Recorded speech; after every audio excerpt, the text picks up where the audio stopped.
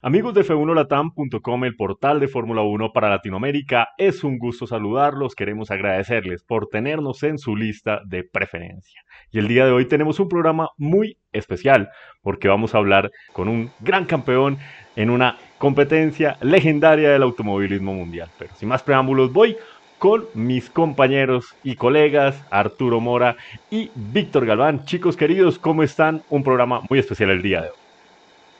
Hola Henry, Víctor, amigas, amigos de F1latam.com, un placer estar con ustedes y ya como antecedía Henry, con un programa sumamente especial porque vamos a conocer el perfil de un piloto, la parte humana y de lo que significa correr, estar en pista en una de las competencias más emblemáticas del mundo y obviamente la diferencia de esta competencia emblemática y de transitar en una carrera de corta duración. Así que corran la voz, estén pendientes porque vamos a tener a una figura, el actual campeón, y es de México. No se lo pierdan. Y hablando de México, por favor, señor Galván. Henry, muchas gracias. Arturo, amigos de F1latam.com, muchas gracias por darle play a este botón y ya lo vieron. Ya vieron el nombre escrito, ya saben de lo que se trata. Tengo el gusto, el placer de darle la bienvenida no solamente a un campeón, sino un gran ser humano, siempre se lo digo, un auténtico caballero dentro y fuera de las pistas, y además el placer de decir que es mi amigo Roberto González. Robert, bienvenido a este programa especial, y tengo que referirme a ti como campeón de las 24 horas de Le Mans. Chicos, perdón, intervengo, pero antes que Roberto intervenga, hay que darle un aplauso porque se lo merece por México, por Latinoamérica. Campeón. Roberto, disculpa cortar, pero felicidades. Gracias Víctor, gracias Henry, Arturo, mucho gusto saludarte otra vez. Un gusto estar aquí con ustedes, señores. Muchísimas gracias, Roberto. Qué honor poder estar aquí contigo. Así que, querido Víctor, por favor, abre este contacto especial. Libreta negra, señores, porque lo que voy a decir vale la pena. Roberto ya lo sabe, platicamos mucho de esto. Tenemos mexicanos legendarios y más en Le Mans. El primero que subió al podio, Ricardo Rodríguez de la Vega, un hombre legendario para el automovilismo latinoamericano en su conjunto. Terminó en segundo lugar general. Después Pedro, su hermano, fue ganador en 1968, séptimo lugar en el 65, pero ese famoso mayo de París que impidió la celebración en el 68 lo llevó a septiembre e hizo una proeza de la que platicaremos seguramente. Adrián Fernández, 2 veces podium, 2007, 2012 en el MP2, en GT. Después un conocido tuyo de algunos años, Roberto, Ricardo González, primer lugar en la LMP2 en el 2013, y después tenemos doble podium de Roberto en el 2020 y ahora en 2022, ambas ocasiones en la LMP2. 5 mexicanos han tenido oportunidad de estar en el podium, 3 de ellos ganadores, 2 son hijos del señor don Roberto González. ¿Qué tal, Robert? Es para mí un honor eso que acabo de escuchar, la verdad. Es un sueño hecho realidad, se los digo de corazón. Víctor, tú conoces mi carrera desde mis inicios. Ha sido muchos años de sacrificio. En lo particular, en lo que es el Campeonato Mundial de Resistencia, han sido 6 años de lucha. 6 años en los que hemos estado en lo particular en Le Mans muy cerca del triunfo o del podium. Ya habíamos logrado un segundo lugar, pero no se había dado la victoria, ¿no? Hemos peleado mucho por eso, nos preparamos muy bien para esta ocasión y gracias a Dios se dio ahora sí el sueño que teníamos de ganarla, ¿no? Roberto, qué momento para México, ganando el Gran Premio de Mónaco, el segundo lugar del Pato O'Ward en las 500 millas de Indianápolis, y tú haciendo historia junto a Will Stevens y a Antonio Félix da Costa. México está pasando un momento brillante en el automovilismo internacional. Sí, Henry, la verdad lo comentábamos con Víctor el otro día. La verdad me siento muy afortunado del momento en el que se da esta victoria. Sí, como lo mencionaba, muchos años de sacrificio, es un deporte muy sacrificado. Se da la victoria, pero qué mejor en el momento que se da. Algo que yo creo que no le pasó a mi hermano, la verdad. En el 2013 no había ese momentum en el automovilismo mexicano que se está dando ahora. Como bien lo mencionas, con el triunfo de Checo, en Mónaco con el casi triunfo de Pato, que estoy seguro que se dará ese triunfo para Pato seguramente, si no es el próximo año, en los siguientes años, con el primer triunfo de un mexicano en la NASCAR, de Dani Suárez, y bueno, ahora con nosotros, ¿no? El triunfo en Le Mans, en otro de los grandes eventos del automovilismo. En fin, se vive pues un entusiasmo por el automovilismo que no me había tocado antes. La verdad me han tocado muy buenas épocas, gracias a Dios, del automovilismo. Recuerdo muy bien las épocas de Adrián en la kart, en la serie kart, que de hecho a mí me abrió las puertas para llegar a la serie kart, también en el 2002, 2003. Pero era nada más Adrián triunfando, ¿no? En una de las principales categorías. Ahora tenemos un mexicano triunfando en cada una de las principales categorías del automovilismo mexicano. Eso no se había dado antes. Igual el dominio o los logros de Pedro y de Ricardo, pues se vivieron y eran nada más los logros de ellos, ¿no? No había otro mexicano triunfando en otra categoría top del mundo, ¿no? Esto que estamos viviendo hoy, no sé, ustedes que son historiadores del automovilismo de Latinoamérica, no sé si lo habían vivido ustedes también antes. A mí, yo no recuerdo un momento como ¿no? Muy grande, Arturo. Señor, bueno, yo voy a un momento de oro. Sí, yo voy a ceder, ya lo que les digo, he platicado mucho con Roberto, entonces voy a cederles, amigos, y por favor, Arturo, para encauzar estas preguntas que se le tengan al campeón de las 24 horas de Le Mans.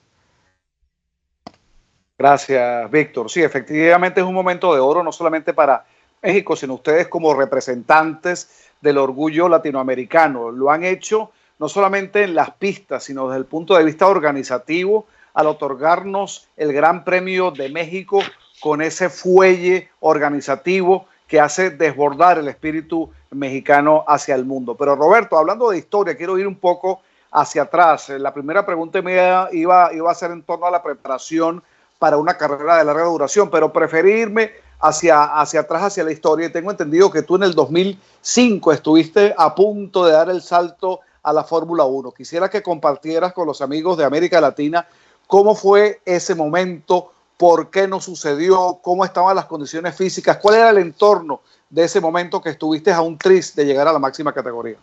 Así es, Arturo. Mira, de hecho me voy unos años atrás. Unos años anteriores al 2005, desde el 2000 más o menos fue mi primer año participando en el automovilismo en Europa, donde participamos en una Fórmula 3000.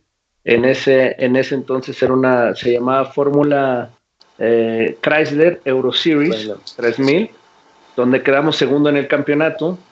Y ahí nos abrieron las puertas el primer año de lo que fue la World Series. En ese entonces by Nissan, después se convirtió en by Renault, que era la antesala de Fórmula 1. Fue en los años en la que la 3000 desaparece, la 3000 internacional. Participamos ahí, tuvimos muy buena participación. Eso me abrió las puertas a la Serie Kart. En un momento difícil de la Serie Kart, donde se prácticamente muere la kart y nace la Champ Car World Series, ¿no? Correcto. Que hoy en día es la IndyCar, ¿no? Ahí participamos 2003, 2004 con el apoyo de Nextel en ese entonces. Uh-huh. Afortunadamente nos fue bastante bien, relativamente bien, no los resultados que yo hubiera querido, pero pues bueno, nos abrió las puertas para seguir enamorando a los patrocinadores, y los patrocinadores se entusiasmaron mucho con Fórmula 1 y prácticamente enfocamos el proyecto hacia la Fórmula 1. Entablamos pláticas con 3 equipos en ese entonces, cerramos prácticamente con 1, pero desgraciadamente, Arturo, en el último momento mi patrocinador tuvo problemas del uso de la marca, ¿no? Que era Nextel, como les mencionaba. En ese entonces, si recuerdan, Nextel era el principal patrocinador de la serie NASCAR en Estados Unidos. Correcto. No tenía nada que ver la parte de negocio, pero sí la parte de la marca. El negocio era independiente, era, digamos, era internacional. Los derechos de la marca los tenían los americanos, y ellos fueron los que hicieron el convenio con la familia France de NASCAR. Desgraciadamente, la familia France de NASCAR nos limitaron el uso de la marca, porque querían, o decían que había exclusividad con NASCAR, lo que no es cierto, no había, ¿no? Pero en fin, prohibieron el uso de la marca en cualquier otro evento de automovilístico de ese nivel, ¿no? Ya sea o en la CART o en la Fórmula 1. Entonces el plan era usar las siglas de lo que era la holding de la empresa, pero realmente pues nadie conoce esas siglas y comercialmente no hacía sentido, ¿no? Entonces, a pesar de tener contrato por 3 años, con los montos y todo autorizados, firmados y todo, el presidente de la empresa me dijo, a ver, somos amigos, ante todo, eres empresario también, vengo a ti a que me digas qué hacemos. O sea, tú tienes todo el derecho de irte a las cortes y pues ahora sí que irnos a un pleito legal y pues tú tienes derecho al dinero, ¿no? No tienes derecho al uso de la marca, no lo podemos usar, pero sí, pues yo tengo la obligación de pagarte ese presupuesto que ya teníamos acordado y honrar el contrato. O bien, ¿qué hacemos? Y yo la verdad, por la amistad que tenía con él y como empresario, pues reconocí lo difícil de la situación que era y le dije, pues mira, no hace sentido, no me voy a ir a pelear contigo, tú me diste el apoyo, gracias a ti estuve en la Indy, en la CART, ¿no? En la Champ Car, disfrutando de eso, y bueno, pues no es, ni modo, buscaremos por otro lado. Y bueno, ahí terminó la historia, intentamos por otro lado, conseguimos otro patrocinio, inclusive, no para la Fórmula 1, para regresar a la Champ Car, que desgraciadamente también a último momento se nos cayó, ¿no? Y ahí ya, la verdad, tuve mucha presión de mi familia, por dejar el automovilismo y incorporarme a los negocios de la familia. Y bueno, me dediqué a los negocios de la familia por un largo plazo y fue hasta 2012 que regresé a las pistas haciendo 4 carreras, lo dejé otra vez y regresé realmente en forma hasta el 2016, ¿no? Entonces prácticamente estuve 12 años fuera del automovilismo, ¿no? Desde entonces. Wow. ¿Y te mantenías entrenando algún fin de semana? ¿Extrañabas la gasolina, los motores? ¿O estuviste ligado? No, Arturo, me la pasé el primer año deprimido, la verdad, porque fue una decisión forzada, no fue mi decisión el dejar el automovilismo. Entonces, le soy muy honesto, me costó mucho trabajo. De hecho, fue un año en el que dejé todas las actividades, tanto físicas, el cuidado en la nutrición, dejé de ver inclusive las carreras en la televisión porque, pues, la verdad sufría, ¿no? A la hora de verlas. Y por lo mismo no dormía en las noches. Yo creo que me faltaba esa adrenalina, me faltaba esa actividad. Y fue un año que la pasé bastante mal. Pero bueno, ¿no? Me dediqué, como les decía, a los negocios de la familia, a mis negocios, y afortunadamente, pues bastantes años después, mis negocios me dieron la oportunidad de regresar a las carreras, ¿no? Excelente, Roberto. Pues qué ejemplo de superación y sobre todo volver a las pistas y de qué forma. Volvamos entonces ahora a este 2022, a esa gran victoria en Le Mans. Háblanos de esos momentos críticos que se tuvieron durante la carrera y cómo viviste esos 15, 10, esos minutos finales para llevarse este importante triunfo para México y Latinoamérica. Sí, Henry, fíjate que fue un esfuerzo muy grande, lo platicábamos ya con Víctor, fue prácticamente pues los últimos meses de preparación, ¿no? Después de Spa, ya estamos 100% enfocados a Le Mans, pero enfocados al detalle, ¿no? Le comentaba a Víctor, o sea, ya haciendo el run plan, lo que le llamamos nosotros el run plan, el momento, minuto exacto al que iba a manejar cada quien, quién se iba a encargar de qué situación en materia de los pilotos, los ingenieros cómo iban a enfrentar el tema. Teníamos la información de los 2 años anteriores que habíamos participado con los mismos integrantes en el equipo, construyendo todo eso, ¿no? Pero bueno, realmente llegamos muy bien preparados, no nos cayó el 20 hasta la última práctica, inclusive ya habíamos completado la calificación, donde calificamos en tercero una calificación, que es otro tema que luego les contaré lo complicado que fue La calificación no nada más para nosotros, sino los top 6, ¿no? La Hyperpole, ¿no? Bueno, terminamos terceros, pero luego, por el formato de Le Mans, existe una última práctica antes de la carrera, porque el día anterior a que inicie la carrera no hay actividades en pista, es decir, el viernes no hay actividades, es un día en el que el equipo se dedica a desarmar y volver a armar el coche completamente, ¿no? Cambiamos caja, cambiamos motor, cambiamos toda la electrónica, se cambia absolutamente todo en el coche, se vuelve a armar.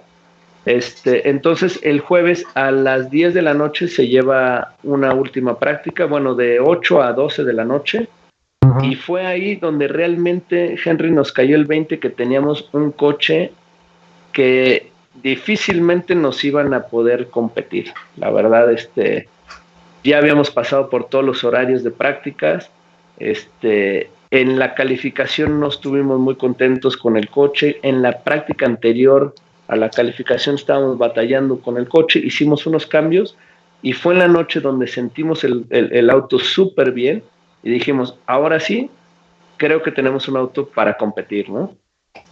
Y bueno, se dio la carrera ya conocen la historia ustedes, y bien, ahora sí toco el tema que me preguntaste.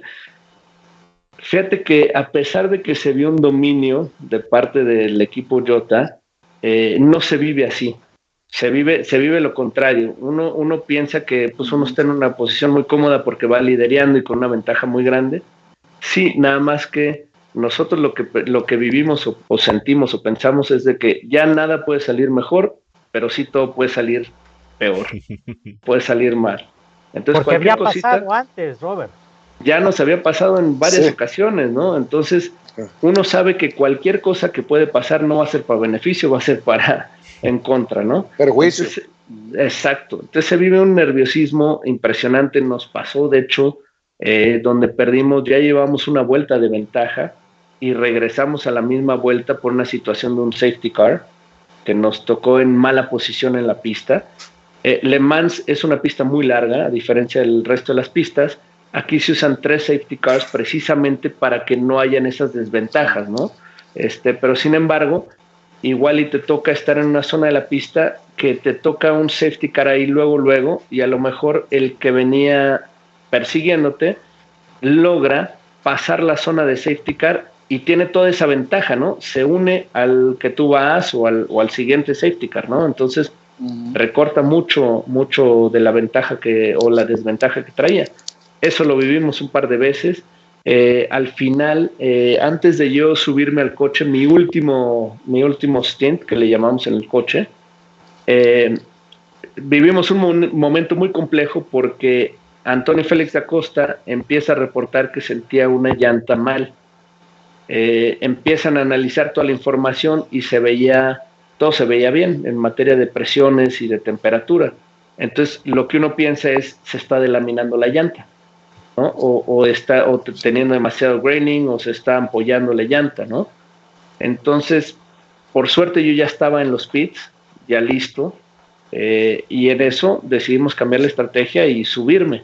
O sea, pararlo, él reporta, desde cuenta apenas pasando los pits, reporta eso en el primer sector, y bueno, yo tuve nada más 2 sectores para ponerme el casco y todo el equipo, y en menos de un minuto estar arriba del coche, ¿no? Ese momento fue muy duro.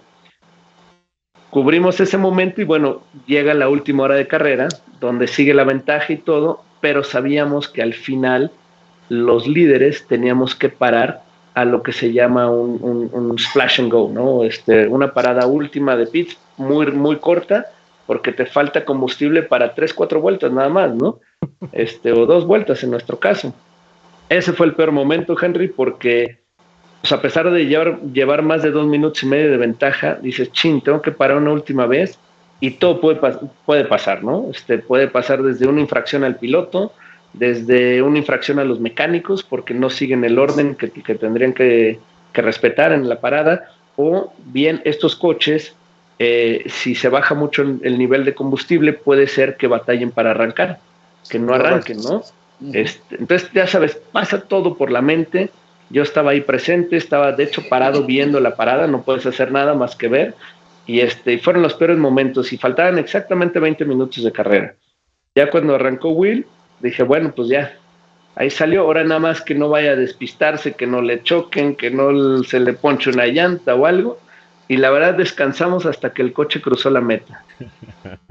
Henry, Arturo, me voy a tomar aquí sí un poco para dar a conocer a la audiencia de F1 Latam algo que yo no quería que se supiera, pero que Roberto pues nos platicó en Infopits, y que creo que es el secreto, y yo le decía, Robert, lo van a ver, qué bueno que no hablan español los otros equipos, los otros ingenieros, pero creo que Roberto estableció una estrategia, Henry, que quiero que nos la abunde.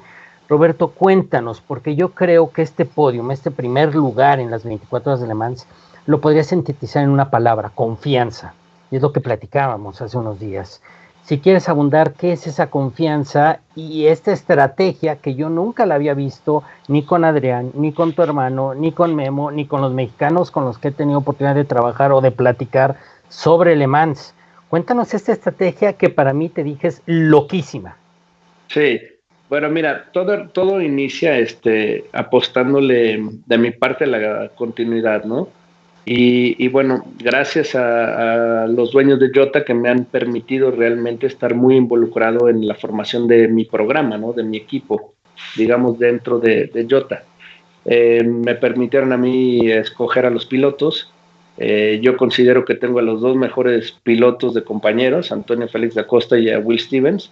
La verdad, yo creo que difícilmente hay otros que les pueden ganar en ritmo, en madurez y en experiencia, ¿no? Es un conjunto de elementos, ¿no? No es nada más la velocidad que ellos muestran, ¿no? Lo mismo con la parte de ingeniería. Nos hemos integrado muy bien, le hemos apostado, hemos venido construyendo ese análisis tanto de lo técnico del coche como el análisis del manejo de cada uno de los pilotos y cómo extraer el máximo de cada uno de los pilotos, ¿no? Y de ahí vamos al punto que decía Víctor. Nosotros desde un inicio llegamos a Le Mans muy bien programados, muy bien mentalizados, sabiendo exactamente cuáles eran las aptitudes de cada uno de los pilotos y en qué momento deberíamos de explotarlos de la carrera, ¿no? Con toda la información que tenemos del pasado. Sabemos cómo va transcurriendo la carrera, la complejidad que se va presentando, que si en el anochecer, el amanecer, que si cuando está más caliente, cuando está más fresco, y cómo se va comportando el coche y cómo se va desarrollando la carrera, cuando hay más accidentes, cuando no. Desarrollamos el plan y decidimos enfocarnos en el momento que cada uno iba a manejar y no cambiar el plan. En una carrera como esta, se establecen los planes, pero rara vez se cumplen porque hay tantas situaciones que se van presentando a lo largo de la carrera, y entonces todo el mundo se va ajustando. Nosotros dijimos, pase lo que pase, nos mantenemos con el plan, confiamos en que el plan es el mejor, confiamos en cada uno de los pilotos que va a cumplir su parte, y bueno, vamos a mantenernos con ese plan. Y bueno, dentro de ese plan establecimos los programas de alimentación de cada uno de los pilotos, de hidratación, de descanso de cada uno de nosotros.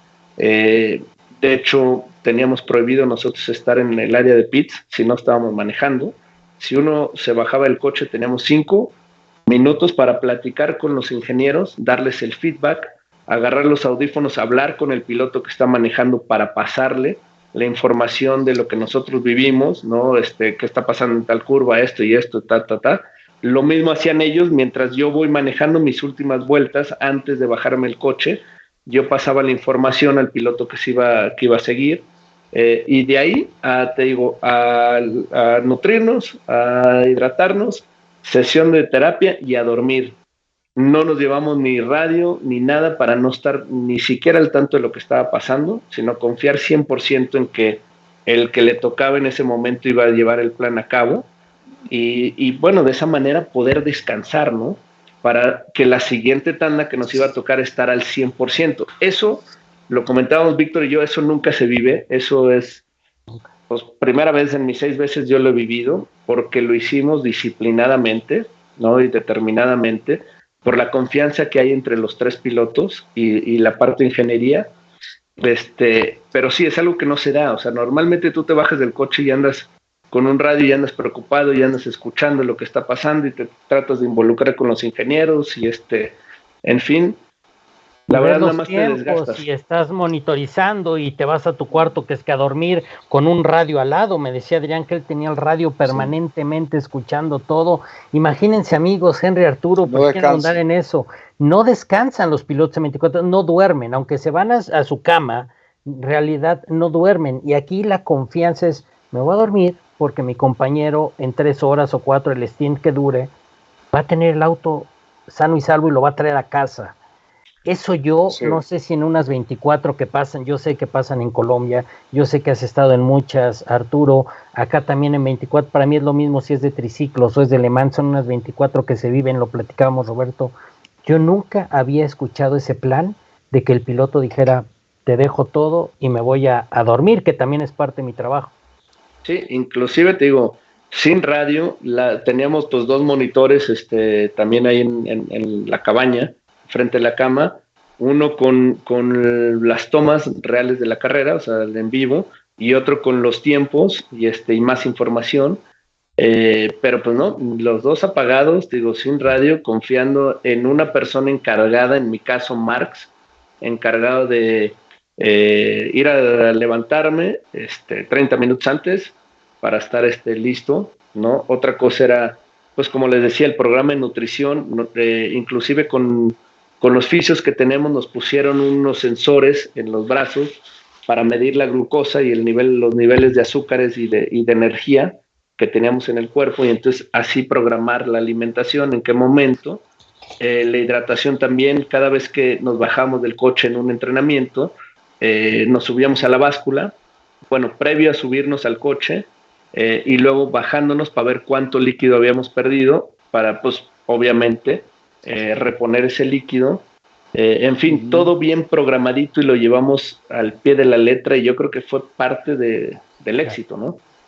Roberto, quisiera centrarme en 2 aspectos, porque una de las características de F1Latam.com es que siempre se va incorporando gente nueva, amante del automovilismo, que quiere aprender. Entonces quisiera que le explicaras a la gente cómo es ese circuito de Le Mans, que está compuesto obviamente por su principio y su final, pero que lo demás son carreteras. Ese es el primer aspecto. Y el segundo, que describas la complejidad, la categoría que ganaste, porque es como la más difícil entre todas, y quiero que expliques esa razón. Entonces vamos primero con el circuito y tu opinión sobre la categoría LMP2.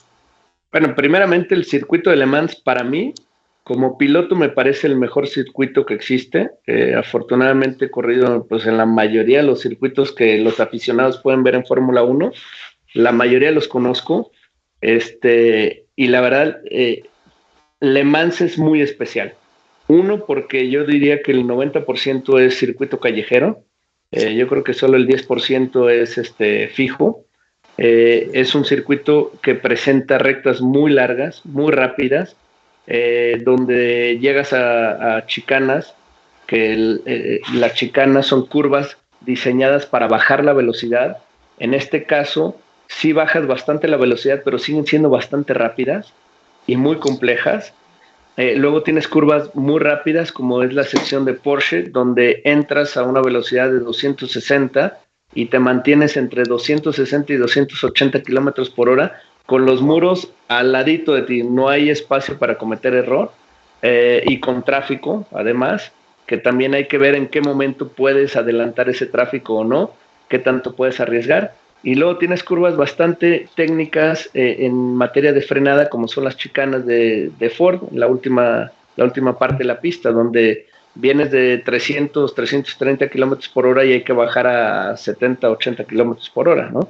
Donde la frenada es crítica, donde el momento en que uno frena es crítico, porque o puedes perder mucho tiempo, o si bien te pasas tantito, quedas fuera de la pista y hay grava, a diferencia de muchos de los circuitos modernos de Fórmula 1, que hay zonas que sigue el pavimento, ¿no?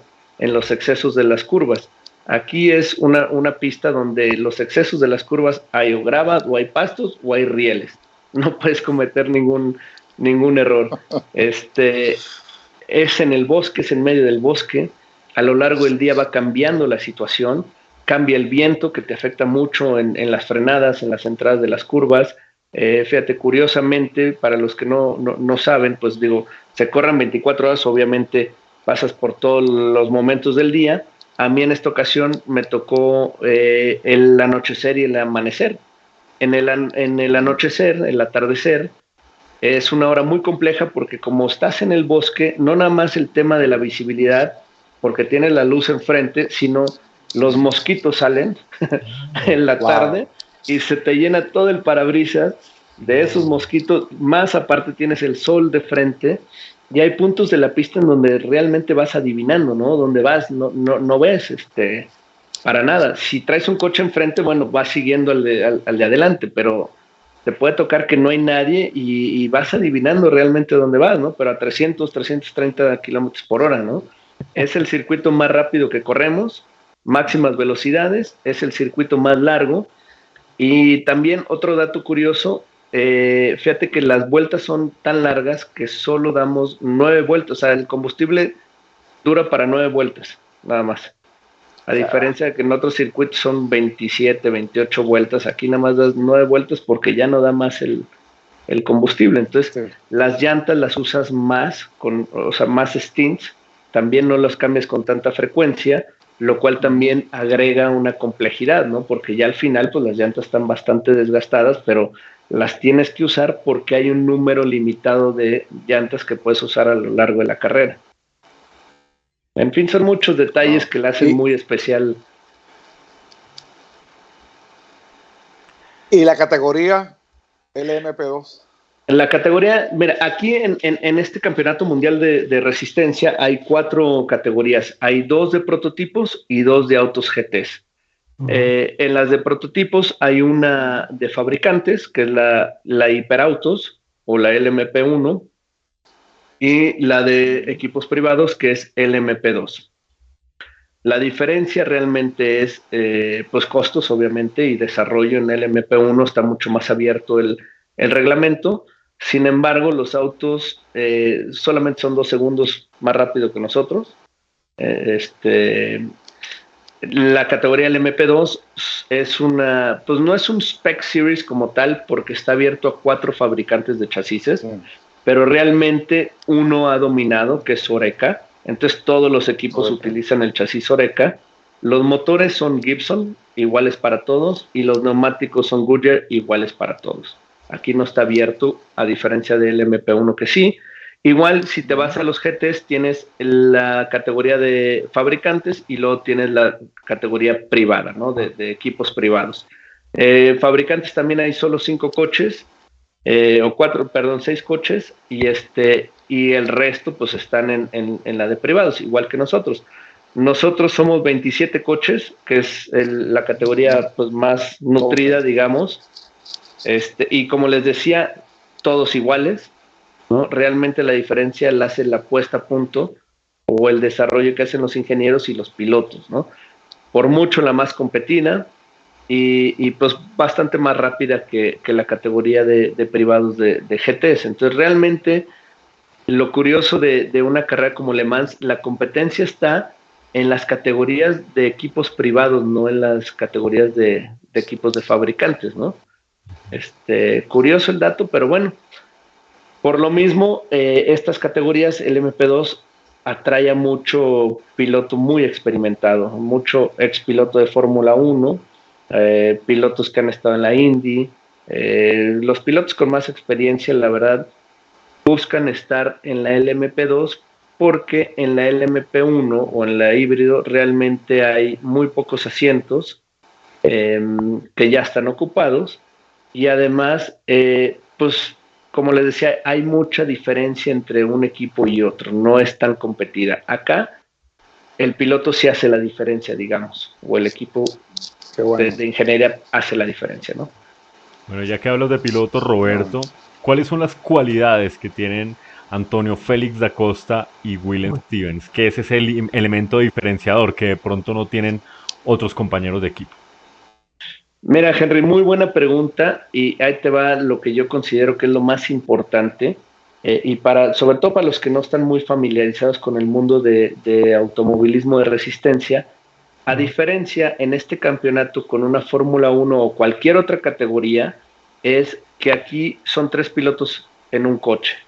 En las otras es un solo piloto, es tu propio coche, tú te dedicas a poner el coche a tu gusto, a tu manera, etcétera.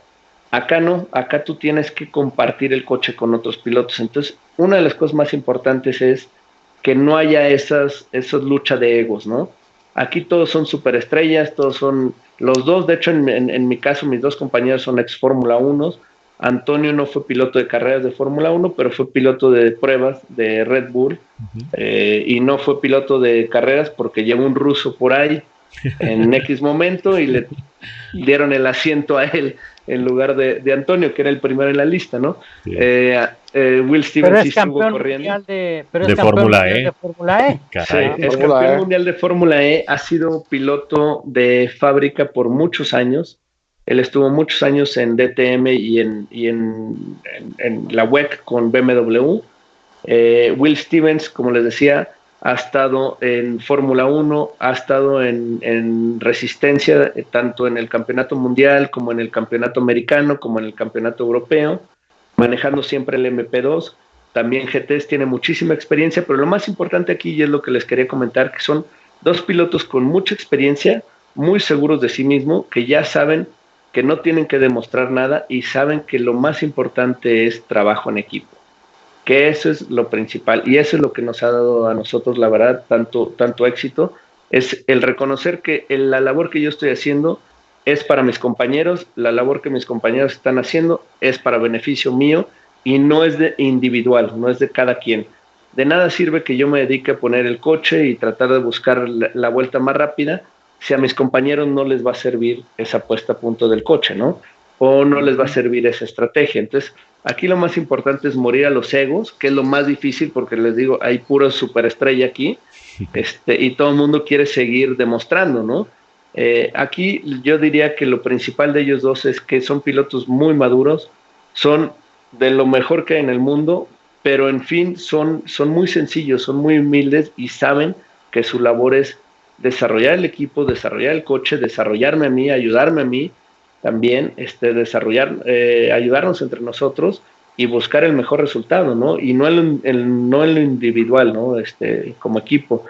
Los dos también como personas son súper agradables. Antonio es un chiste, siempre anda vacilando para arriba y para abajo, la verdad, siempre levanta los ánimos dentro del equipo y eso es muy bueno también. Will, como buen británico, es muy serio, pero a la vez bastante alivianado, pero algo que me gusta mucho de él es que fíjate que es muy firme y muy duro con los ingenieros. Él es te dice las cosas como son y como van, pero de una manera muy elegante y que, o sea, de confianza, ¿me entiendes? Entonces, en lugar de crear choque, todo el mundo lo escucha y le hacen caso. Entonces, realmente aporta muchísimo y desarrolla mucho el coche, porque si Will te dice, a ver, el coche está mal, hay que escucharlo y está mal. A ver, Will, ¿por qué? Y el señor te explica esto y esto y esto y a mí me gustaría esto, ¿no? ¿Y cómo es Roberto? Eso te iba a preguntar, ¿cómo es Roberto? Bien, Arturo. Mira, muy buena pregunta. Sabes que yo pues, digo, soy más viejito que ellos, no te sé decir si más experimentado o menos experimentado. Yo creo que los 3 tenemos mucha experiencia. Yo tengo más años de edad. Yo ya estoy más de empresario que de piloto, entonces yo he utilizado mucho mi experiencia en los negocios y fuera del automovilismo para construir equipo, para construir liderazgo, para formar equipo, formar situaciones, analizar situaciones problemáticas y buscar soluciones. Entonces, básicamente mi enfoque ha sido eso, integrar el equipo, por eso elegimos a los pilotos que elegimos. Yo me di a la tarea de elegirlos, no nada más por las personalidades o lo que quiera, sino con mucho análisis junto con los ingenieros. Yo también tengo de estudios ingeniería, entonces me gusta mucho la parte técnica, la parte de ingeniería de los coches, me meto mucho al desarrollo de los coches cada vez que pasa una carrera o algo. ahí estoy llamando al equipo, estamos platicando, oye, creo que necesitamos mejorar esto, ¿qué tal si analizamos esto? Y siempre estamos buscando no criticar, sino más bien sacar lo mejor de cada uno de los integrantes del equipo que tenemos, ¿no? Confiando en la experiencia de cada uno. Eso es en lo que más me he enfocado, porque realmente te puedo decir que no tengo la velocidad de mis compañeros, ni de Antonio, ni de Will. A lo mejor puedo acercarme un poco, pero en una situación difícil, ellos definitivamente le sacan más provecho al coche que yo, ¿no? A mí ya se me pasaron mis mejores años, pero pues tenemos otras cosas que nos dan, que nos ayudan a construir, ¿no? Y eso es en lo que nos hemos enfocado. Roberto, como los buenos vinos, por favor. Sí. Y aquí aquí voy a decir algo que no me va a dejar mentir, Roberto. Aquí sí yo puedo hablar de las cualidades de Roberto González, lo hemos platicado por 20 años. Es el piloto más objetivo que conozco, y eso lo sabemos nosotros tres que hemos trabajado con estos personajes que, lo voy a decir con todo respeto, son una raza aparte. Incluso Roberto lo hemos dicho. Me acuerdo una vez en México, cuando tu hermano ayudó, y hay que decirlo, estas son cosas que se tienen que decir y que se tienen que conocer y reconocer. Cuando pasó no había estas redes sociales, no había este boom, no había estos canales de información que hay ahora. Ricardo González fue el empresario que trajo el WEC a México. Así, señores, no le deben nada al automovilismo mexicano, al contrario, nos han dado de más. Y a veces, muchas veces, Roberto, les hemos fallado como automovilismo a ustedes. En esa ocasión me acuerdo que fui a verlo en entrenamiento y dije, ¿cómo andas, Roberto? Y me dijo, lento, ando lento, pero ahorita lo arreglo. No hay piloto más objetivo que Roberto González, y que un piloto te diga, ando lento, yo jamás lo he escuchado de ningún otro, y Roberto lo hizo. Y otra de las características que tiene, además de analizar y ser sumamente objetivo, es que es un piloto cerebral. Eso sí, desde que me acuerdo, desde los karts, aquellas peleas con el Chapu, era un piloto sumamente cerebral que compensaba tal vez esas 2 décimas que tenía además el otro adversario. No que él tuviera de menos, sino que el talento del otro del competidor le daba 2 décimas de más. Bueno, Roberto es un piloto cerebral que decía, sí, pero si yo corto o yo enfilo o retraso la frenada o la adelanto, voy a salir mejor. Y esas, Henry, Arturo, creo que son sus mayores condiciones. Uno, la objetividad, y otro, lo cerebral y técnico que es arriba del auto. Ya eso le adiciono que es un caballero absoluto, por favor. Muy poco frecuente, un caballero. Bueno, eso lo vimos ahora, y yo nunca supuesto. Lo había escuchado que lo platicara en una entrevista, y para ustedes lo contó, de su casi llegada a Fórmula 1. Cualquier otro piloto dice, lo tomo, caramba, es one shot, one opportunity. Y el caballero Roberto González dice, no, lo correcto, lo que me enseñaron en casa es esto, y esto es lo que se hace, y le buscamos por otro lado. Para mí, siempre lo voy a decir, es un gusto que pueda decirle amigo, y vaya, las condiciones, que es lo que le importa a la gente, deportivas, son esas. Y Roberto, a mí me gustaría, vemos que vas cargando algo cuando te acercas al auto, que los pilotos van cargando algo y sacan algo y lo meten algo. Cuéntanos, ¿qué es eso que van cargando? Yo lo sé, pero la gente no.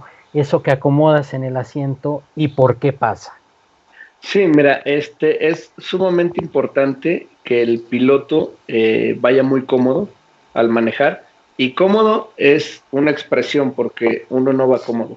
Realmente uno trata de ser uno con el auto, uno trata o más bien hace un asiento formado a su figura, a su cuerpo, sí, para ir lo más ajustado, lo más apretado, para no tener nada de movimiento en el coche, porque cualquier movimiento que uno tenga se puede malinterpretar, ¿no? En el sentido de que tú sientes que hay movimiento en el coche, y no, a lo mejor no es el coche que se está barriendo, eres tú que te estás moviendo dentro del auto, ¿no?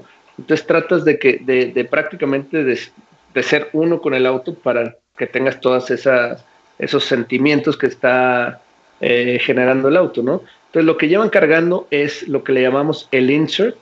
Normalmente se elige a uno de los pilotos, el más grande en su complejo, digamos, sí, para hacer lo que se llama el asiento base.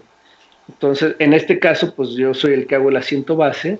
Mi asiento permanece siempre dentro del coche, y dentro de ese asiento, Antonio y Will hacen su propio asiento dentro, o sea, ya sobre mi asiento, para ellos estar en perfecta posición, ¿no? Dentro del coche. Entonces, lo que llevan cargando es prácticamente su asiento, ¿no? Ok. Ahora, también quisiera porque estos son secretos que salen a la luz pública y de qué manera un aprendizaje es una clase magistral de lo que se vive en esa parte interior del auto.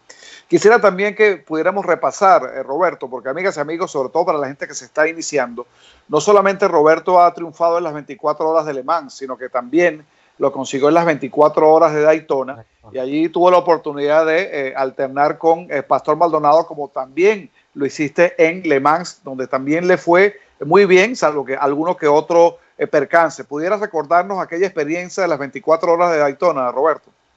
Claro, mira, primeramente, Pastor es un gran amigo, lo respeto muchísimo, es un talento impresionante, la verdad. Nosotros hemos visto, o el mundo ha visto, los dos lados de Pastor, o el pastor que choca, o el pastor que brilla, ¿no? Y ese es Pastor, la verdad. Pastor es un fenómeno, es de los talentos más grandes que yo he visto, honestamente se los digo, y Pastor es todo o nada, por eso lo vimos que muchas veces era nada, ¿no? tenía accidentes, ¿no?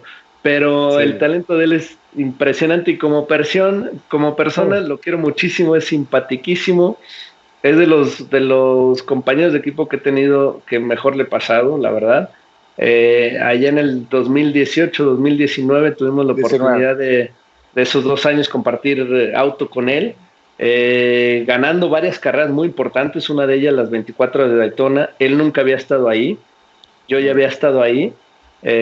Curiosamente me tocó a mí darle pues todos los tips, ¿no? Como decimos, de la pista, de cómo enfrentar pues las curvas, la puesta a punto del coche, etcétera, porque él nunca había manejado algo similar, ¿no?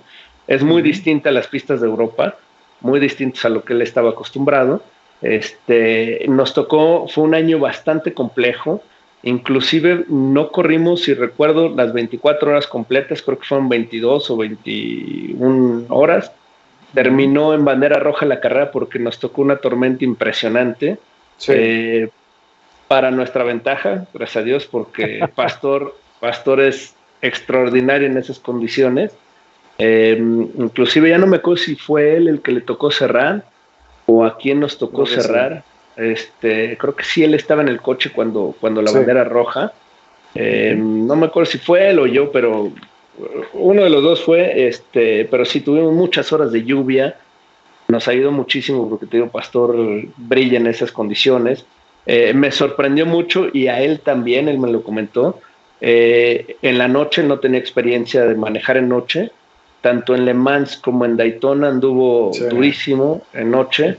Le costó al principio tantito, y una vez que le agarró el ritmo andaba muy fuerte, andaba más rápido que cualquiera.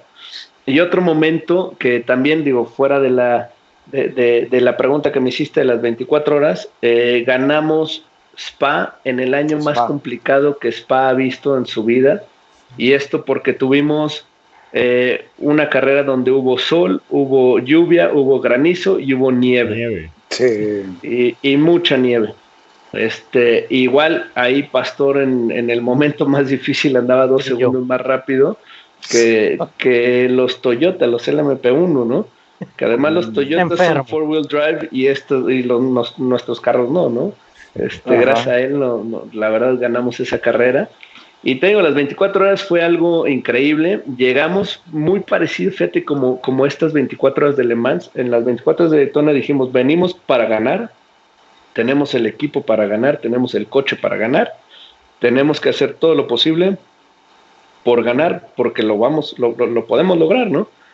A diferencia de las 24 horas de Le Mans, en esas 24 horas de Daytona nos pasó de todo. A mí me chocaron 2 veces, a otro de mis compañeros, Saavedra, otro latino, un colombiano con mucha historia. Compatriota de Henry.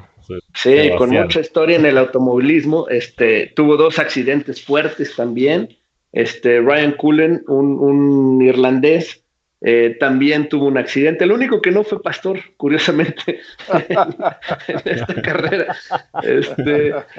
Y bueno, siempre fuimos persiguiendo el segundo, el tercero, el primero. En un momento estuvimos hasta una vuelta atrás. Y bueno, pues con el buen ritmo que traíamos, remontamos y logramos la victoria. Y ahí tengo el trofeo de las 24 horas de Daytona junto al trofeo de primera de las 24 horas de Le Mans. Oye, Roberto, ya que estamos en esta charla sabrosa, denominémosla así, porque es difícil cortarla, pero yo quiero que me hables de un integrante muy especial de tu equipo, y es de nuestro querido Marcs Granados. Cuéntanos, háblanos sobre Marcs, para aquellas personas que no conocen a este colombiano de Santa Marta, pues, ¿quién es y qué importancia tiene en tu equipo? Sí, Marcs, mira, antes de, aparte de colaborador mío, es un gran amigo.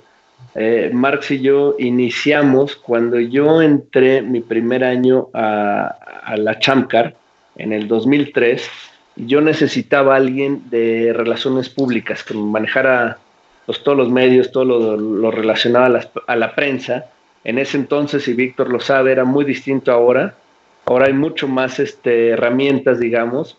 Antes sí. Era estar presente, hay que ir a los estudios, hay que ir al estudio de tele, hay que ir al estudio de radio, hay que escribir columnas, ¿verdad, Víctor? Y la verdad era mucho trabajo. Y otro amigo, piloto, Michel Jourdain, él trabajaba con José Escamilla. Pepe. Entonces yo le pedí apoyo a Michel, oye, necesito a alguien que me ayude a manejar las relaciones públicas, ¿no?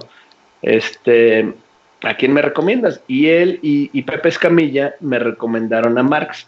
Marcs estaba ingresando a trabajar con OCESA, que eran los organizadores del evento, tanto de México como de Monterrey.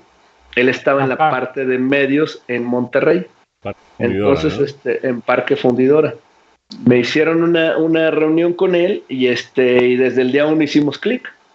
Y desde ahí, desde el 2003, empezamos a trabajar juntos. Él maneja, pues, absolutamente, pues, no nada más lo que es relaciones públicas, me maneja todo lo relacionado con las carreras, ¿no? Es el que traigo en friega y, oye, Marcs, necesito que me consigas esto con el equipo. Oye, Marcs, necesito que esto y esto y esto. Oye, Marcs, necesito una cita con tal persona ahora que vamos a las carreras. En fin, hace mucho más de relaciones públicas, hace pues, una especie entre manager, una especie entre administrador, en fin, hasta... Pues digo, hasta es el que me maneja en las carreras, ¿no? Ahora que vamos a Monza, yo llego, él ya está allá en Italia y pues llega uno cansado, él ya lleva un día allá, entonces es el que me lleva, ¿no? En el coche al hotel, esto, el otro, te digo, realmente es un gran apoyo y muy querido por todos ahí en el mundo del automovilismo, no nada más los pilotos, los dueños de equipos, los medios, en fin, es un personaje, es todo un personaje. Además que si no te despierta, no hace los turnos en las 24, ¿no? Entonces, tremenda responsabilidad. Tengo que decirte que a veces lo tengo que despertar yo también. Ah, bueno. Quiero decir, de esa generación de PRs que venía de Champ, revolucionaron, no estábamos acostumbrados a hacer eso, muchos entramos de manera empírica, porque la necesidad nos llevaba a eso y de pronto ya pues tenías que escoger, ¿no? 2 pilotos, estoy trabajando para 2, la ética me dice que tengo que decantarme por uno y hacías esas situaciones muy empíricas, pero fíjate, Pepe Escamilla, que lo dice Roberto, salió también de esa época y Pepe ahora es el director de la NBA para Latinoamérica. Exacto. Entonces, estamos hablando de este tipo de personajes y Marcs es la mano derecha de Roberto. Yo siempre he dicho que es más que su PR, porque Exacto. se convierten en personas que son vitales para los pilotos, para los campeonatos, para las series, y todos, Roberto, salieron de esos 2-3 años en Champ. Sí, fíjate que te menciono a alguien más. El papá de Checo Pérez era la misma figura, pero para Adrián Fernández. Claro. ¿No? Sí. De hecho, a mí me tocó conocerlo en ese entonces, en el 90, 91. Checo, no me acuerdo cuántos años tendría, pero era un bebé, era chiquito. Checo, ¿no? No, Checo nació por ahí, y lo vimos, yo me acuerdo en el 98 en Fontana, que llegamos y veíamos un escuinclito, decimos escuinclito aquí en México, un niño muy pequeño, corriendo, y no sé quién le enseñó a Checo a decir control, alt, suprimir, y te borraba las notas en la sala de prensa. Eso hacía Checo Pérez cuando niño, y es cuando lo conocimos Roberto, porque su papá andaba en esa figura que hace Marx hoy con Roberto, es la figura que con Adrián, estaba con Adrián. Sí. No, la verdad, igual Marx ya cubre mucho más funciones. Él está con Esteban también hoy en día. Bueno, su oficina, porque yo no le permito estar con Esteban. Le digo, tienes que estar, o estás conmigo o estás con Esteban, pero no puede. Si Esteban corriera otra categoría, ok, pero estamos los dos en el MP2, no le vayas a pasar mis secretos o no me vayas a traer los de él. Tampoco, no se vale, ¿no? Entonces ya Marx ya tiene toda una oficina con varios integrantes, maneja varios pilotos, está apoyando a Noé León también, que anda en Europa, es representante de HRX, la marca de HRX de los trajes que usamos, también para Latinoamérica. En fin, ya trae demasiadas labores, le digo que ya le baje, que ya se concentre. Robert, esa foto, perdón por interrumpir, cuéntanos esas tres generaciones, por favor, mire, y por favor voy a usar esa foto. Cuéntame, porque para mí me parece gloriosa, maravillosa, porque te digo, hemos estado ahí. Sí, mira, ahí atrás ves a mi papá, luego está mi hija con la gorra de 24 horas, Matías, mi hijo que me está viendo a mí, el brazo que se ve recargado en mi hombro es Antonio. Atrás de Antonio está su papá y sus hermanos, que no se ven ahí, y por ahí anda, la otra gorra de 24 horas es mi otra hija. Estos fueron los últimos minutos de la carrera, donde les decía que yo viví los peores momentos de nerviosismo. Entonces yo me fui, en lugar de estar atrás de esos paneles que se ven ahí, están las computadoras y todo lo de la telemetría y los ingenieros. En lugar de estar ahí, me vine al pit para ver la última parada pits, en las últimas 3 vueltas, y ya me quedé ahí con los mecánicos que estaban todos clavados viendo las pantallas, lo mismo que yo, y empezó a llegar la gente, llegaron mis hijos, llegó mi padre, llegaron muchos de los invitados, y llegaron los medios también. Del otro lado, enfrente de nosotros, estaban todas las cámaras de fotografía y todas las cámaras de televisión. Yo creo que han de haber habido unas 2 en el equipo de Toyota y el resto estaban en el equipo de nosotros. Era impresionante, la verdad, el apoyo que nos dieron los medios y todo, porque pues era la categoría más competida, ¿no? Mira, la verdad. Justo ahí, Roberto, mira ahí. Es justo ahí. Sí. Lo más difícil, claro. Ahí se ve poca gente. Después llegó y se llenó todo de todos los medios. Bueno. Se fue llenando, yo creo que con la expectativa de pues vernos ganar, la verdad. Yo creo que había mucha gente que sabía de los esfuerzos que hemos hecho, los años que llevamos tratando de ganarla, y finalmente dicen, bueno, ya se les va a hacer, no ganarla, y la verdad fue muy bonito, y ahí lo vivimos. ¿Qué más les puedo decir? Se me enchina la piel otra vez, la verdad, de recordar esto. Y es que Roberto Senior además no pudo estar. Las perspectivas para este año. ¿Cómo? Perdón. Después de Le Mans, ¿qué viene? Las perspectivas para este año. Bueno, sigue la meta, la siguiente meta que tenemos, que es ganar el campeonato. Hemos estado muy cerca los últimos 3 años, donde hemos terminado en segundo y en tercero en 2 ocasiones. Queremos ganar el campeonato mundial este año. Es otra meta que necesito, que quiero. Además, mi hermano ya lo logró, entonces por el tema familiar yo también lo tengo que lograr a fuerza. Will lo quiere lograr, Antonio también, obviamente. Antonio ya logró el campeonato mundial de Fórmula E, pero no ha logrado entonces realmente ese es el enfoque. Gracias a Le Mans vamos de líderes, 11 puntos arriba. Nos quedan 3 carreras. Yo, de hecho, mañana parto ya hacia Italia, que es la siguiente, en Monza, el próximo fin de semana. Muy importante que quedemos bastante arriba en los puntos. Si logramos ganar, pues vamos abriendo la ventaja y pues llegaremos más cómodos a la última carrera. Sabemos que el año pasado tuvimos buen coche ahí, sin embargo una falla mecánica nos dejó fuera de podium, ¿no? Entonces tenemos esa espinita clavada, creo que se puede dar un podium ahí. Japón, tenemos varios años de no correr allá por el tema de COVID, sin embargo el último año que corrimos logramos segundo, teníamos un coche bastante fuerte, entonces esperemos retomar ahí. Y Bahrein, afortunadamente, todas las veces que he ido a Bahrein con Jota hemos quedado en el podium también. Entonces, pinta bien las últimas 3 carreras. Digo, se dice fácil, necesitamos trabajar, enfocarnos mucho en esas carreras y ojalá que hagamos un buen trabajo y llevarnos el triunfo, ¿no? del campeonato mundial. Excelente. Roberto, ¿vas a estar involucrado en el proyecto que tiene Jota de 2023 a 2025 con Porsche? Muy buena pregunta, Henry. Todo el mundo me hace la pregunta. Fíjate que ese es un programa independiente al mío, la verdad. Lleva pues 1 año y medio, 2 años, la verdad, el equipo, los dueños de Jota, trabajando el programa de LMDH, o la nueva fórmula que se va a ver, la nueva categoría, perdón. En un inicio fue con otro fabricante, se los puedo decir aquí, con Audi. Ahí inician pláticas con ellos. Obviamente Audi, ustedes conocen la trayectoria tanto de Audi como de Porsche en prototipos. Audi tenía una trayectoria impecable.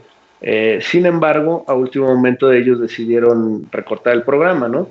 Rápidamente se voltearon las pláticas con Porsche y llevan rato trabajando esto. La verdad, llevan bastante tiempo y sobre todo los últimos meses muy intensos de negociaciones para lograrlo, y no tanto con Porsche, también con el patrocinador que traen. Y yo no he estado involucrado, la verdad, yo apenas voy a hablar con ellos ahora en Monza para ver qué sigue, ¿no? Si sigue un programa de LMDH con Porsche y ellos, si sigue LMP2 o si no sigue nada, ¿no? Esas son las 3 opciones. Puede pasar. Puede pasar también, pero sí, no he hablado con ellos. Yo la verdad muy contentos porque Jota es un gran equipo, muy profesional, la verdad. Creo que les falta ese campeonato, por eso se los queremos dar. Tienen el mejor récord en Le Mans, creo que ningún equipo tiene el récord que ellos tienen. Es un equipo muy sólido, la verdad, y Porsche hace bien en firmar el primer contrato, digamos, de privateers con Jota, ¿no? Porque sabemos que el equipo de fábrica es Penske, no es Jota. El primer equipo que firman como privado es Jota.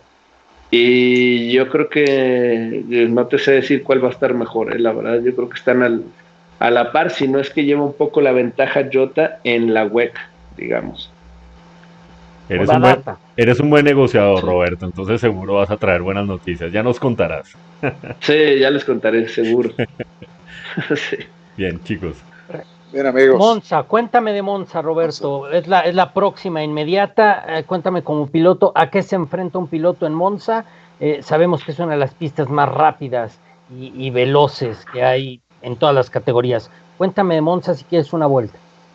Sí, fíjate, Monza es una pista muy, muy particular, de alta velocidad, con mucha tradición. Obviamente a todos los pilotos nos encanta ir a Monza por lo que representa Monza, igual que Le Mans, igual que Spa, son pistas con muchísima tradición. Yo te diría en materia de manejo, tanto Le Mans como Spa son bastante más complejas o más entretenidas para el piloto. Sin embargo, Monza es muy, muy particular porque, digamos, es una pista donde las frenadas son críticas, donde tienes muy baja aerodinámica, carga aerodinámica, lo cual lo hace mucho más complejo las frenadas. Y esa es la clave de esta pista, la frenada, las chicanas, perder el menos tiempo posible, salir lo más rápido de esas curvas. Y afortunadamente, fíjate, el año pasado tenemos buen coche ahí, entonces tenemos buenas expectativas. Otra cosa que también me deja muy tranquilo es Le Mans también es un circuito de low downforce, de configuración de low downforce, ¿no? O de baja carga aerodinámica, similar a Monza. y pues tuvimos un muy buen coche. Entonces, eso me entusiasma, obviamente, para Monza, pero pues uno no va a saber hasta que llegue y a ver cómo andan los demás. Obviamente, dejamos la vara muy alta en la carrera pasada, los equipos nos van a querer ganar, sabemos, no podemos aflojar, no podemos pues llegar demasiado confiados, ¿no? Entonces estamos trabajando bastante duro por eso, pero sí, hijo, a mí me encanta correr en Italia. Yo parte de mi carrera en Europa la hice ahí, viviendo en Italia, corriendo para equipos italianos, entrenando mucho en Monza. Entonces regresar a Monza siempre me trae grandes, grandes recuerdos. Excelente, muy bien. Chicos, ¿algo más? Ya luego platicaremos con Roberto, que es uno de los mejores deportistas que he tenido el placer de conocer, de el otro lado, a ver si se quiere abrir un poco y contarnos del esquí. Yo creo que ya pasaron muchos años, Roberto, hay que destapar esa puerta. El pueblo mexicano merece saber quiénes son sus deportistas. Claro, esa es otra pasión que tengo, que le he seguido desde chico, que pues he estado involucrado en el esquí deportivo. Estuve entrenando hace muchos años para las Olimpiadas del 94, que a final de cuentas no fui a competir, pero bueno, hicimos muchas carreras del campeonato FIS. El FIS viene siendo la FIA, digamos, del esquí, son los campeonatos mundiales y todo. Del esquí. Del esquí, ahí estuvimos un buen rato cuando era más joven. Y bueno, lo sigo haciendo hoy a la fecha. Yo vivo hoy en día en Vail, Colorado, y gran parte de mi entrenamiento es, cuando es invierno, es esquiar. Este año, gracias a Dios, logramos 90 días de esquiada. Wow. Lo hacemos como parte del entrenamiento, ¿no? Casi diario, y mínimo unas 2-3 horas diarias, como forma de entrenamiento para las carreras. Mira, han pasado muchos años, lo voy a decir, y además ya no pasa nada. Roberto estuvo calificado a Juegos Olímpicos, Henry Arturo. Wow. Es un deportista íntegro para México y por eso lo digo. Y ya después platicaremos más por mi parte. Con eso quiero dejarlo para que vean el nivel de deportista que es Roberto González y que empata, no solamente, ya lo decíamos, estos logros de estos otros 4 mexicanos, en particular de 2, doble podium de Pedro, doble podium de Adrián. Roberto, yo por mi parte quiero terminar con eso. ¿Qué sentimientos pasan ahora en el cerebro de Roberto González al saber que empataste primero a tu hermano y que nos comentes cuáles fueron las palabras que te dijo cuando te habló por teléfono, y ese sentimiento que te deja entrar al Olimpo del automovilismo mexicano, de un golpe, de un trancazo en 24 horas, Roberto? Sí, no, bueno, la primera llamada que recibí cuando el coche cruzó la meta fue mi hermano, y lo primero que me dijo fue: bienvenido al club. Ahora sí. Sí. Y sí, la verdad es de que, digo, es difícil expresarlo, es difícil explicarles lo que siento. Pues han sido muchos años, ¿no? De buscarlo, muchos años de ir trazando una carrera. Obviamente el sueño de todo piloto es llegar a Fórmula 1. No se dio en mi caso, se dio la Indy, que muy pocos también lo logran. Y de ahí, bueno, como les dije, ese momento fuera del automovilismo, y luego, bueno, se me vuelven a abrir las puertas, gracias a mi hermano, gracias a Adrián, que estaban en esas épocas en el Campeonato Mundial de Resistencia, en la WEC, y bueno, y de ahí la meta fue Le Mans, ganar Le Mans, tengo que ganar Le Mans, y pues no se daba, ¿no? Ya se dio, me quito un gran peso de encima, la verdad no sé cómo explicarlo, o sea, es un peso, pero bueno, no es un peso de que traía estrés y esto, sino es una meta que uno quiere lograr. Ya uno lo logró y dice, ya. Lo mismo fue con Daytona, pero no al nivel. O sea, la verdad, Daytona la queríamos ganar, obviamente, pero no como Le Mans. O sea, el poder, lo que acabas de decir, Víctor, el poder decir, tengo doble podium en Le Mans, híjole. Hablamos de Pedro Rodríguez y de Adrián Fernández, el mejor piloto mexicano de los tiempos y el piloto más querido por la afición mexicana. Estás hablando de las 2 estrellotas que tiene este país. Sí, y Adrián no logró ganar. De hecho, él fue el segundo en hablarme, de hecho. Y estaba feliz, conmigo. Obviamente él ha vivido el momento, te digo, de estar en podium, no logró vivir el momento de estar en primero en el podium. Es muy cercano a mí, a mi hermano, él pasa mucho tiempo también aquí en Vail. De hecho, en estos días llega y lo veo muy seguido, lo veo a diario. Entrenamos, de hecho, juntos, le damos mucho a la bici. Él fue de los, te digo, el segundo en felicitarme. Esteban también estuvo ahí. Él, antes de que terminara la carrera, en la última vuelta, se fue a mi box y estuvo ahí a darme un abrazo, a felicitarme, también con mucho gusto. Fíjate que curiosamente en aquella época, cuando corríamos con Pastor, el tercer piloto iba a ser Esteban. Lo invitamos a participar y a última hora, por otras cuestiones del momento personal que estaba viviendo, se tuvo que echar para atrás, ya prácticamente apalabrado y todo, ¿no? Ya anunciado, de hecho. Entonces, pues no se dio. Este año lo ayudamos a que entrara a la WEC, trató de entrar con nosotros, pero ya no había espacio, la verdad. Y bueno, llegando ahí a Le Mans, éramos vecinos en las cabañas, todas las noches platicábamos de las experiencias. Y una experiencia curiosa, me dice Esteban, después del primer entrenamiento de la noche, ¿no? Que termina de hecho a las 12 de la noche, estábamos como a las 2 de la mañana platicando, y me dice, hubo un momento que yo estaba manejando en la noche y decía, ¿qué carajos hago aquí? No sé qué hago aquí. Dice, completamente fuera de ritmo, me pasaban coches por todos lados, no veía nada, las luces me encandilaban. Y le digo, no, tranquilo, va a haber otro entrenamiento. Le digo, ¿cuántas vueltas diste? Me dice, 5. Le digo, no, imposible, necesitan mínimo 10 vueltas o más para agarrarle el ritmo a Le Mans en la noche. Y una vez que pasas eso, ya, es otra historia, ¿no?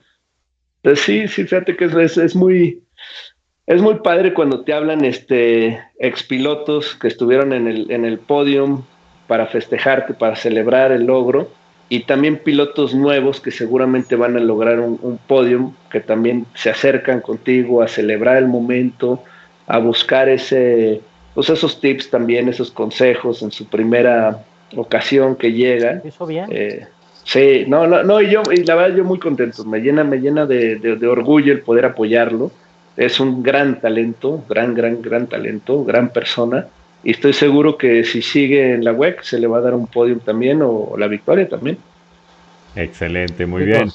Pues Roberto, muchísimas gracias por este tiempo, qué honor conversar contigo, estas experiencias de verdad muy importantes y sobre todo para nuestra audiencia. Y también te quiero agradecer porque en el año 2017 tuviste un gesto muy bonito conmigo, me invitaste al garaje, me enseñaste el auto de principio a fin, me comentaste unos detalles que no se pueden comentar así públicamente porque pues por eso estoy dentro de tu equipo. Pero gracias por ese instante tan bonito, de verdad, no son muchos los profesionales que lo hacen con nosotros los periodistas, así que te agradecemos enormemente y bueno, sabes que esta es tu casa, bienvenido siempre y te deseamos éxitos en lo que viene, Monza, Fuji y Bahrein, así que muchos éxitos y dejo a mis compañeros también para que se despidan. Gracias, Henry. Bueno, Roberto, un placer haber compartido este momento contigo, que seguramente será delicioso para la audiencia conocer de primera mano tu diversa experiencia tanto en la pista como desde el punto de vista empresarial, lo que acabas de divulgar del esquí y sobre todo lo que viene. Gracias por darnos este privilegio de poder compartir con la audiencia, con el campeón 2022 de las 24 horas de Le Mans. Un abrazo desde Venezuela para México y que sigan los éxitos. Gracias, Arturo. Robert, mil gracias por todo, siempre, y te lo voy a decir de muchas maneras, como aficionado, gracias por esto que le das a México, es algo que le hacía falta. Estamos muy cerca de la triple corona como país y estoy seguro que Patricio, como dices, pronto nos la dará. Checo nos dio Mónaco, Pedro, tu hermano y tú nos dieron Le Mans, nos falta nada para que llegue la triple corona. Gracias por sus esfuerzos. Como Infopit te lo digo, es tu casa siempre. Para los que no saben, fue de los columnistas fundadores y ya estamos trabajando para revivir esa columna. Roberto, muchas gracias y como amigo te lo digo también, gracias por todo. Gracias por tu esfuerzo, gracias por lo que dejas en la pista y gracias por enseñarle a los chamaquitos que aunque uno ya tenga un poquito de canas, siempre va a tener un secreto guardado. Así es, muchas gracias, Víctor. Y una vez más, Henry, Arturo, Víctor, mil gracias. Ustedes son la voz de nosotros, ustedes son el conecte entre nosotros y la afición, que la afición es lo que nos lleva a que haya automovilismo, ¿no? Y esperemos que siga creciendo esta afición por el automovilismo latinoamericano.